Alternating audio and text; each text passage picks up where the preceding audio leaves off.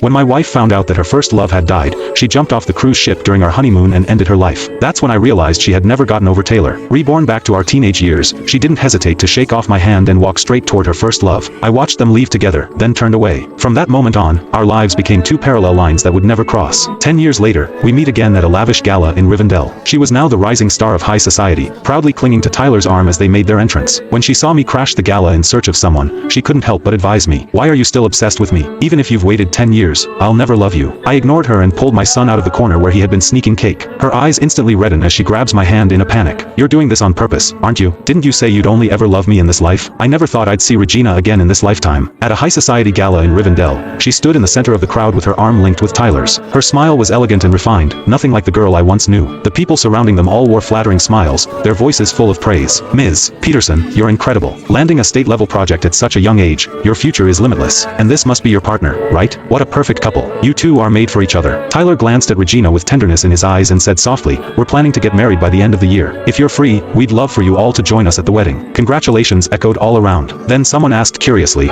"I heard you've been together for 10 years. Why wait until now to get married?" That question caught my attention, too. In her last life, Regina loved Tyler so much that she was willing to die for him. After she was reborn, she broke up with me right away. I always thought they would have married soon after graduation. Yet here they were, still without a marriage certificate. For a brief moment, Regina's smile stiffened. Then she quickly covered it up with a graceful laugh. "Career first, then family. I just want to give Tyler the best life possible." She gazed at him with such affection that it nearly overflowed. Back when we were together in our previous life, I proposed to her several times. Only after her family pressured her into it did she say yes. It turned out that love and indifference were worlds apart. I was about to leave when I caught sight of a small figure from the corner of my eye. Instinctively, I followed. Crash! Champagne spilled across the floor. A waiter holding a tray glared at me in annoyance. "Where did you come running from? Don't you watch where you're going?" His voice was loud enough to draw everyone's attention. Seeing my face, Regina was stunned. "Daniel, what are you doing here?" I lowered my head and apologized to the waiter. "I'm here looking for someone." Someone nearby asked curiously, "Ms. Peterson, you know him?" Her hand tightened slightly around her glass, her expression darkening. "Yes, he's my ex." A whisper broke out from the crowd. "Wait, you two dated? But you and Tyler have been together for 10 years. I thought you were each other's first love." Tyler's smile faltered slightly. Still holding Regina's hand, he said lightly, "That was years ago. We took a break after a nasty fight. Who hasn't made mistakes when they were young?" Regina said nothing. Her gaze flicked past me and landed on the waiter. "Put the damages on my tab. Let him go." Her tone was calm and distant. Aside from that brief moment of surprise, she didn't spare me a single unnecessary glance. It was clear she wanted to draw a line between us in front of Tyler. The waiter quickly shoved me toward the exit. "Ms. Peterson's doing you a favor, but don't count on it happening again." His eyes raked over my wrinkled sleepwear with disdain. "You don't belong here. Get out." I shook off his hand and said nicely, "I'm just here to find someone. Once I do, I'll leave on my own." The waiter rolled his eyes. "I've seen plenty like you who try to climb the social ladder. People like you don't belong at this kind of event. Keep this up,